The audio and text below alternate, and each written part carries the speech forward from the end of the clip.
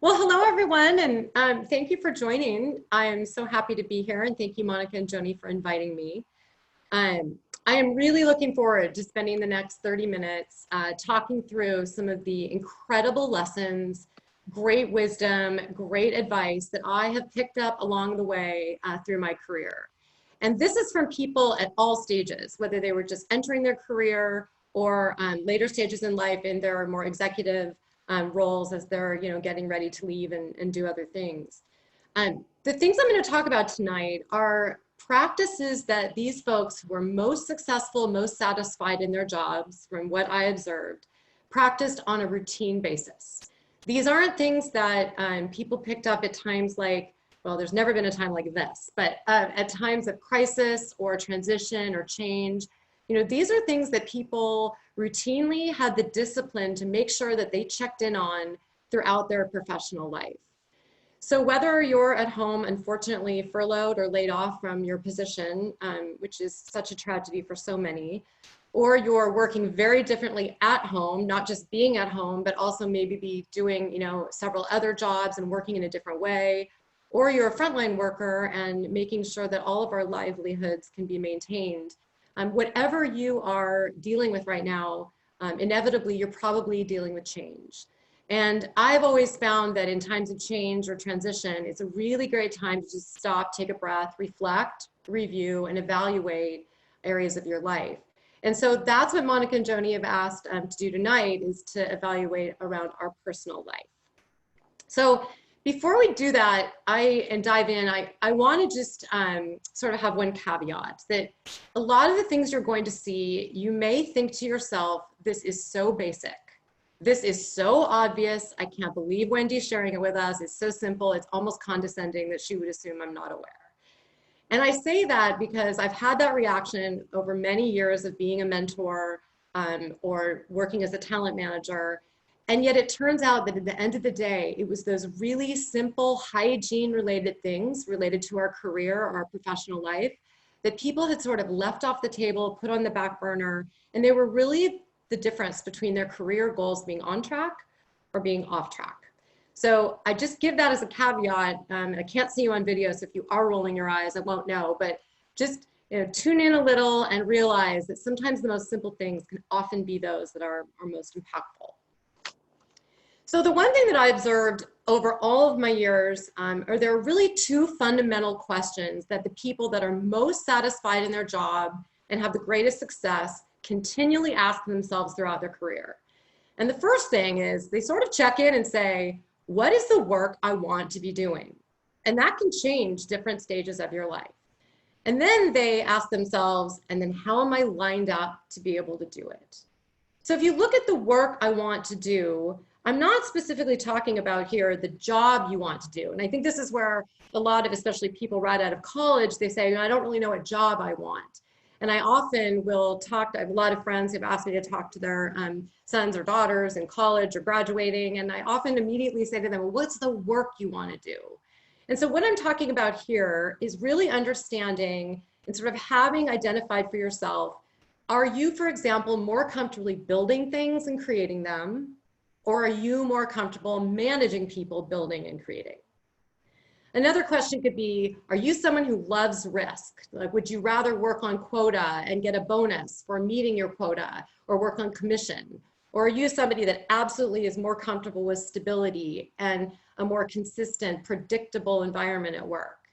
And then something that's become increasingly important in this global economy is, how do you like to collaborate? Are you someone that really loves and thrives in working with other people and you love that kind of work? Or would you rather work independently on projects? And it doesn't have to be one or the other, it can often be a balance. But it's really important to understand, what is the work, the actual tangible work you love to do? And then how are you lined up to do it? And so that's what we're going to spend most of our time tonight. Now, one of the things around the kind of work you want to do, you'll find, is early on in a career, people can love the people they work with. They're getting paid well. They love the office. They love the environment.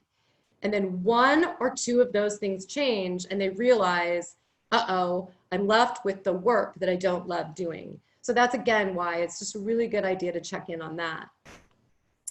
when you look at the work you want to do, I have found it falls into two very clear categories. There's love work, passion work, and there's purpose work. And passion work is like you get out of bed, your heart is thumping, it's beating, you can't wait to get dressed, you don't even know you're going to work, you just can't wait to get to go do what you get to do all day long. And if you're one of these people fortunate enough to be in a position where you are just absolutely 100% passionate about what you do, lucky, lucky you. You know, that's where we all strive to be.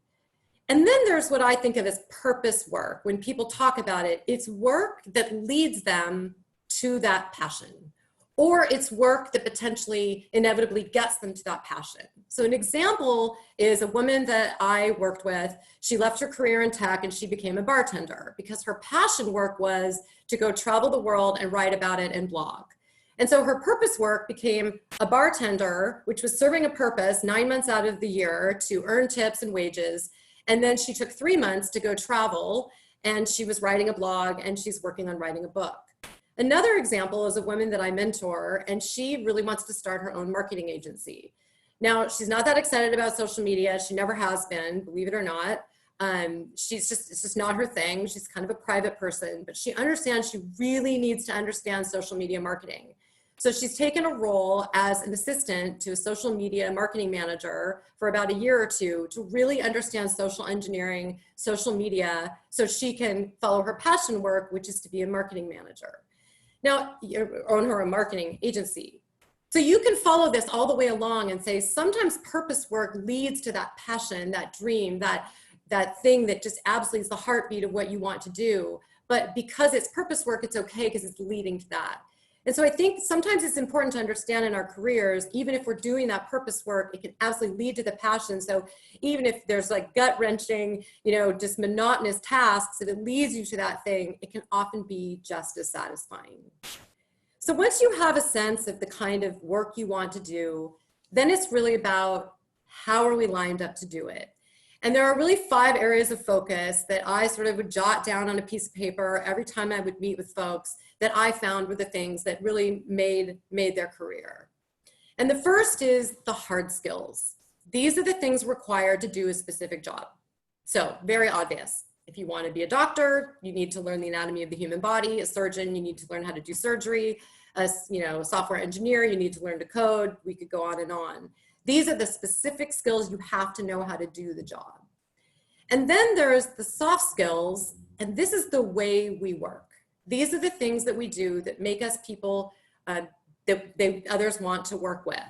These are the soft skills that make us great collaborators, that make us great people that people look at to want to lead projects. These are the things that make it a joy to work with us. And then there's presence and perception. And this is an area where I find more and more as I continue to mentor people through their career, this is the thing that I think is slipping up the most, is that we are just, we sort of have access everywhere between our social presence and our ability to sort of access anyone on any device, is that we're not always aware of the presence that we're putting forward in the perception to future employers, coworkers, and our community around our jobs. And then there's something that you may or may not be familiar with that I call the personal board of directors, and you might call it a lot of different things, but this is a collection of people that are truth tellers in your life that you can go to at times like we're in right now and say things like, I'm scared, this is nerve-wracking, what's gonna happen to my career, what's gonna happen to the job market. These are people that you can go to in a very vulnerable way and have a discussion with, that you can test ideas, and we'll talk more about that in a minute. And then there is what I think is the absolute golden treasure of all career growth, which is informational meetings. And we'll talk again more about this, but this is about really understanding how to open doors and keep your network alive as you move through your professional life. So let's dive in a minute to what are the skills, soft skills and hard skills in the 21st century that employers are looking for. Now, let's first look at the soft skills. These are things that you might look down and say, I'm good at all of these. I know how to do all of these. I'm very creative. I know how to problem solve. I can lead a persuasive argument. I collaborate well with others. I can adapt and change. I'm nimble. and I'm very emotionally intelligent. I listen well, I respond well, I'm socially aware, I don't have unconscious bias. You know, these all feel in the beginning very obvious, but then when we really look down through our workday or our work week and we look at the way we take on tasks, you often can catch yourself in a way saying, wow, did I really attack that argument the way I could have? And in our own time, at home, after work, sometimes it's a good idea to review these things at the end of the day and just go through some of these skills that people are really looking for in leaders in the workplace today, because as we enter this global economy, and really, especially with the digital economy, we're just becoming sort of one big group that works together. And so collaboration and emotional intelligence is becoming more and more important as we sort of transition over those lines. And then when you look at the hard skills, take a look down this list. So these are from LinkedIn, the top 21st century most robust and most in demand types of jobs and skills. About 8 out of 10 of these, you could even say 9 out of 10, are all around tech. And so some people that I work with say, you know, this is really scary and I don't necessarily have a tech background. How am I going to get a job in the future or as technology continues to advance? But it's not necessarily critically important that you understand how to put together a project around cloud computing, or you understand actually how to code, you know, an app toward, you know, analytical reasoning, or you understand a digital ledger and blockchain and how it's used in healthcare and finance. What's important is that you just understand why these languages and why these technologies are important, that you understand at least one level down how to talk to them, and why they are really shifting and changing and disrupting industries. And what people are going to be looking for is in like big data, analytical reasoning, is that you can actually read this data, that you can understand it, and that you can compute, you know, you can compute it. It doesn't mean you absolutely have to be able to write or actually know the technologies at a deep, deep level. And so this is something that I spend a lot of time with younger people working through as they're moving through their careers. They're very concerned about if they're not in a technology role and they didn't focus on that in college or early on in their career, they're concerned that these are the kinds of things that are going to hold them back in growing in their career. But a lot of these things during especially this time where we have extra time at home, there's tutorials online, there's YouTube videos, there's online classes, there's lots of things that you can do in just a 6-week or a 3-week time that you can learn some of these skills. And so I really encourage you, if you do have a little extra time, to on the soft skills side, sort of review things you're working through, you're working on, and ask yourself, challenge yourself how you collaborated with others. Did you show creativity and adaptability? And then go through the hard skills and look at some of the jobs that you want to be able to do and ask if there's tutorials and things that you could take on during this time to learn some of that language. And then when you look at presence and perception. So I used to teach a class in my prior career around sort of managing your digital online profile. So I could go on for 3 to 5 hours, but this is a 30-minute session on this. The thing that I can really share here is that everything is perception, and more today than ever before. Everything is perception, and some things are first perception, first judgment, first impression, and we can't get away from that. So everything you touch digitally is a perception and an impression that a new employer or coworker will make about you. And so while you're interviewing, or even while you're in your current job, but you're thinking you might want to transition to another job, it's always a really good idea to be checking in on your digital profiles. And here are some top things that I sort of counseled other and learned from other people. Is it's not just what you post and what you share that people are looking at, it's also what people are posting about you and tagging you in. And so some of the things that you might want to think about is, how do you want to protect and set your settings so that the perception that you display about your life is what you want future employers and coworkers to see. The other thing that you might want to look to is, does your digital profile exemplify the person that you are presenting when you interview? So for example, I was working with a woman and she's looking at a job in social good and diversity, and It's a global job that she really wants to take with an organization. And we went through and looked through some of her online profile. And it was really interesting looking at that. She had nothing there about any of the philanthropic efforts that she worked through. She hadn't shared any of the information around some of the diverse causes and things she's interested in.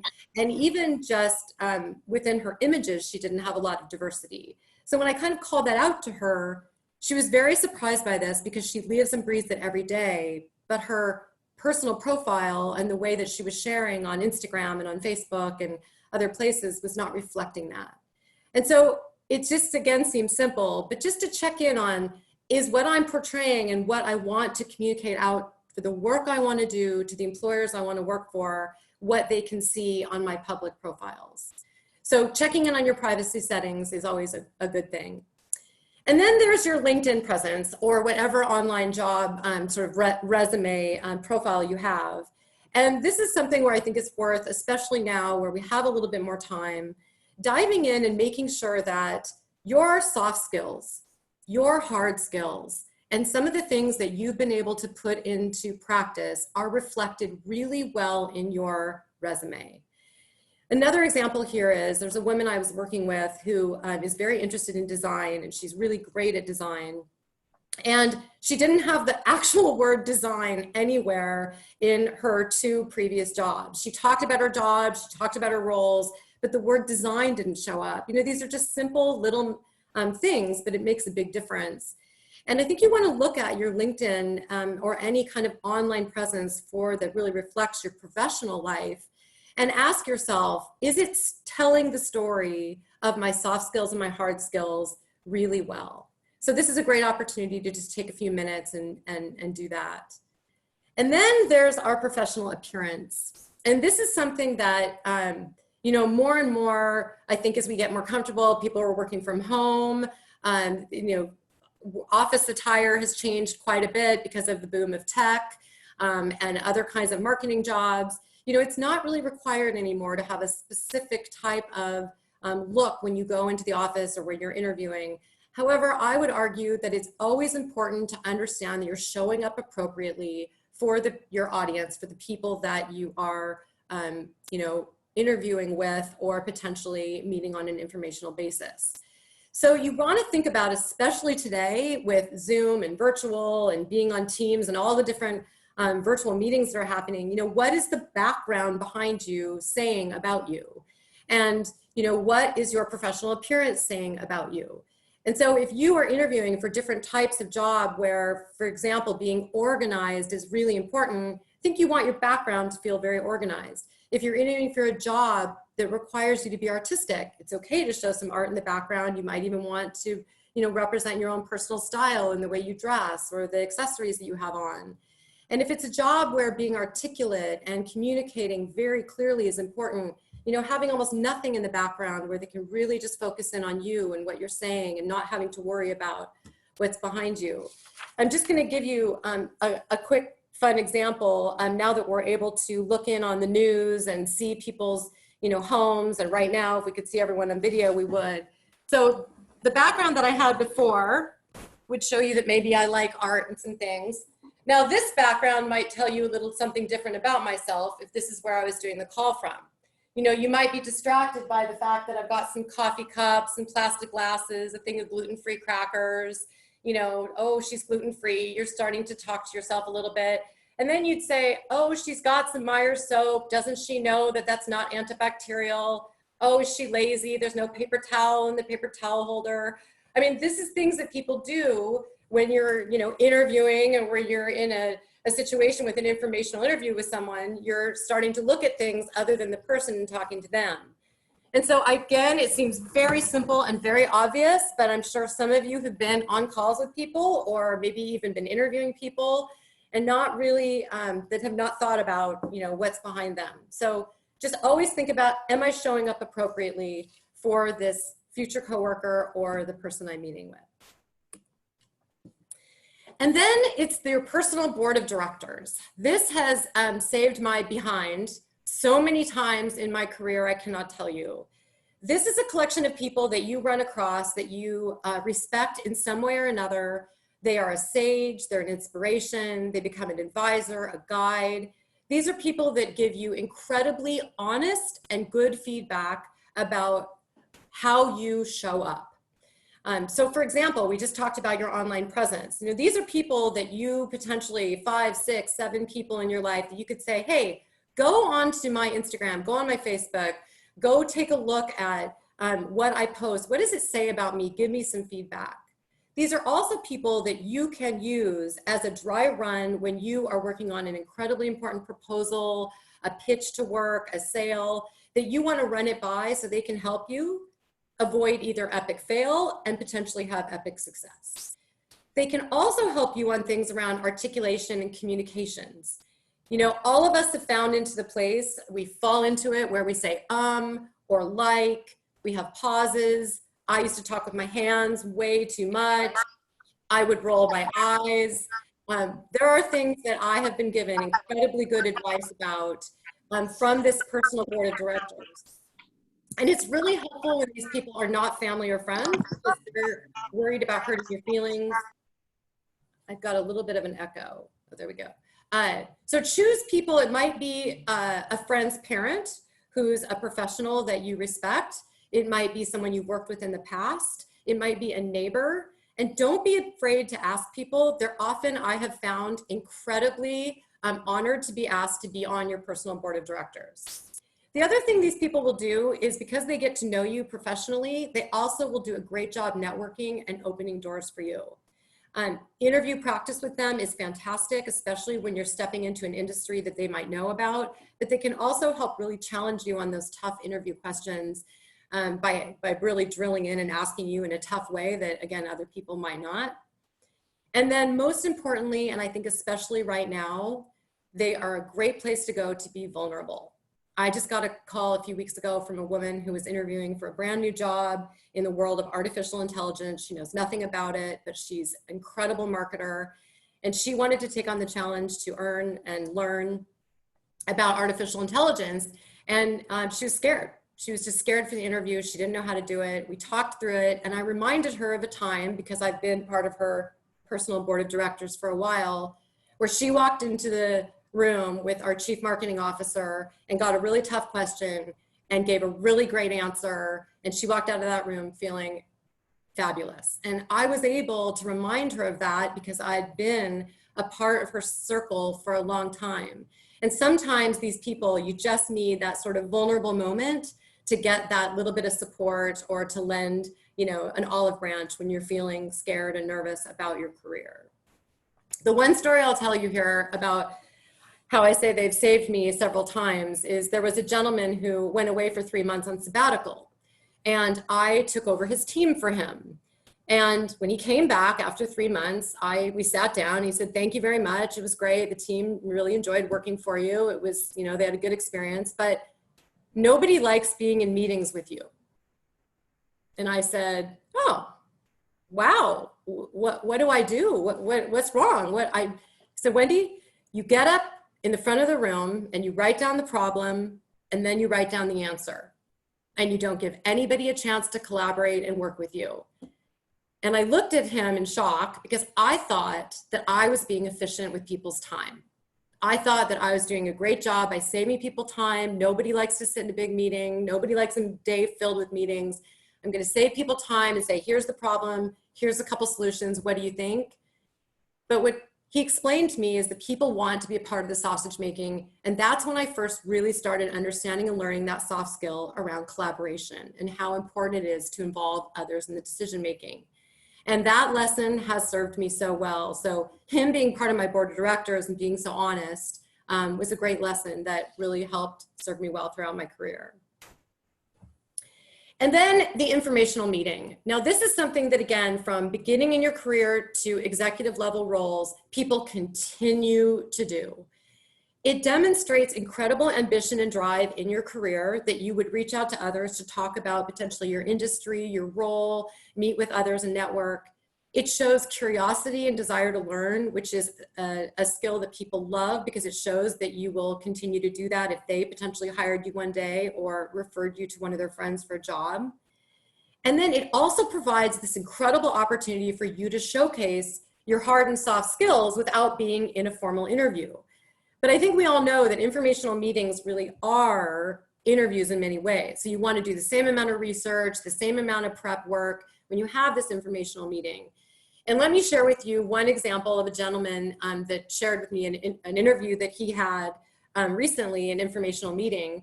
And the way he presented his skills, he said to this woman that he was informationally meeting with, he said, you know, I thought I had learned SQL and I understand data analytics. And I went into my job and they did SQL much faster than I did, and they were much more proficient at it. So my first 2 months on the job, I spent every weekend learning SQL. I watched online tutorials, I took classes, because I knew that they hired me. I needed to get up to speed. I told them I understood it. I clearly didn't as much as I could have. And so I would like to ask you, what are the areas at your company that you find people maybe aren't as aware of as they should be around their skill sets? And I thought that was a really brilliant example where he was showcasing his hard and soft skills. He problem solved by doing these things on the weekend. He was very self-aware, emotional intelligence around admitting what he did know and he didn't know. And then he was asking, you know, sort of what are things and red flags to look for in the future at a company like yours? And so taking time to sort of practice the kinds of things that you would ask in an informational meeting that can showcase your hard and soft skills is something that can be really beneficial. So those are the 5 focus areas around lining yourself up to be able to do the kind of work that you want to do. And so this is the checklist that over the years I've sort of handed out to folks that I've been mentoring and built from my meetings with people. And it's really the things we talked through. Identifying first your passion and your purpose work and really understanding those. And they change throughout our lives. And then update and get feedback on your resume and ask for it from people who, you know, will really be honest with you, potentially part of your board of directors. Review, edit, and update your online profiles. You know, again, if you allow people to tag you in photos, they might not be photos you want. So just really ask yourself how you want to manage those settings. And then evaluate your professional appearance. You know, are you putting forward the view that you want people to have of you, how you would show up in the workplace? And then make a list of the hard skills and the soft skills that you want to develop, and look to people in your life, whether it's your personal board of directors or friends, that can help you develop those skills. And then find ways to do that. There are so many things online. There are so many opportunities to do that free, very inexpensively, to develop these skills. And then start setting up informational meetings. You know, right now, I believe folks like myself and many of my friends who I've spent my career with are spending a lot of time talking to folks about their career. You know, people that have unfortunately been let go or looking at potentially shifting their career due to the last few months. People are really willing to pick up the phone and talk to folks, so don't be afraid to ask. And people are actually often impressed that you're asking. So even if they can't take the time, it's a very respectable thing to be asking. It means you care.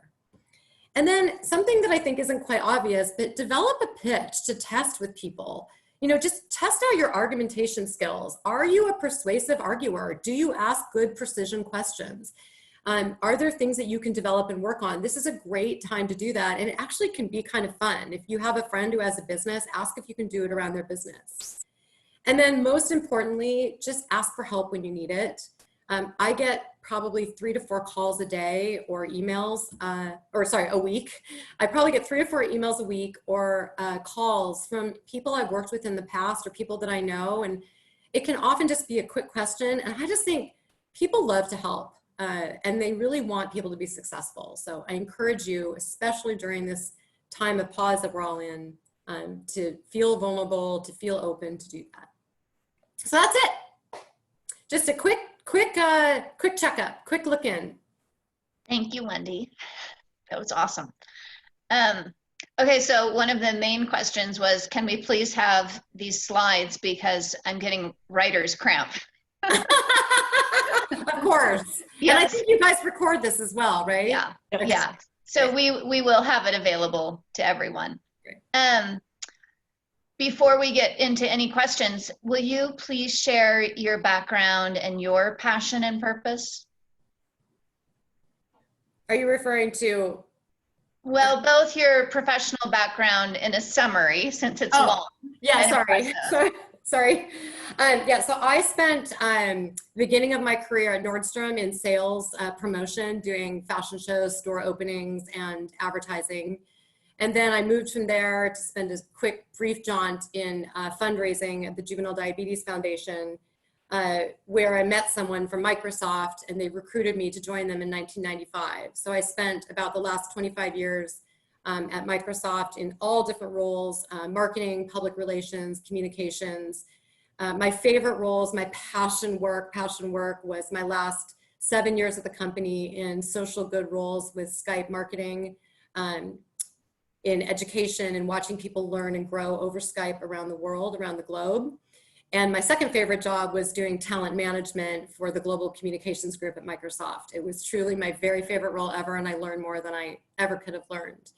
My passion now and why I've left Microsoft is I had two family members who had Alzheimer's, and one did not die well, and that was very sad for me.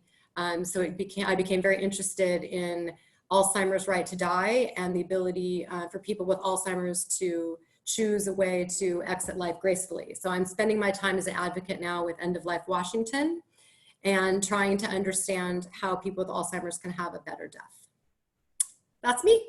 Thank you. Okay, so please feel free to continue asking questions on chat. Wendy, how frequently do you recommend checking in with your personal board? That's a great question. So I've never checked in with all of them together. Several of them know each other, so I have met with two of them at a time. But I check in with them quarterly, and I'm very conscious about it. I check in quarterly. I give them an update on what I'm doing. Most recently, I checked in with 3 or 4 of them because I'm very worried about this work I'm doing with Right to Die, that it can be sensitive and it can be very, there are advocates for all different areas of death. And I'm worried about what that means for my personal safety, my personal reputation. And so I've been asking them what their opinions are because I'm so passionate about it. And yet I really also respect my privacy. So it's important, at least quarterly, and to keep them abreast of your life. Mm-hmm.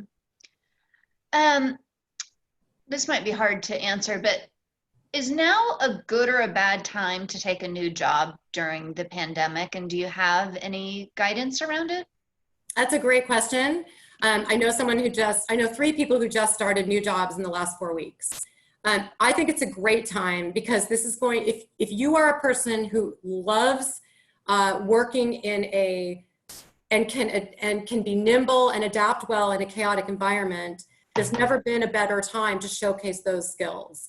And those are really valuable skills because as we are in the digital economy right now, my goodness, things change in a minute. I mean, look at Airbnb. It was incredibly successful, and now hotels are going to be the disruptor to Airbnb when Airbnb was the disruptor to hotels, and things change in an instant. So this is a great time to not only informationally interview, looking at other jobs, but to take a new job.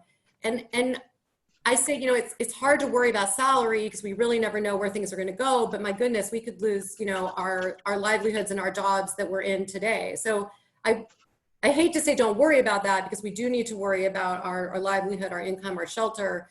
But as far as career-wise, there's a fabulous time right now. As hard as it is what we're going through, this will really help you show a very diverse set of skills to roll up your sleeves and wear many hats to help a company through this time.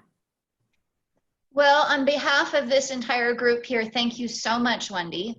That was really informative.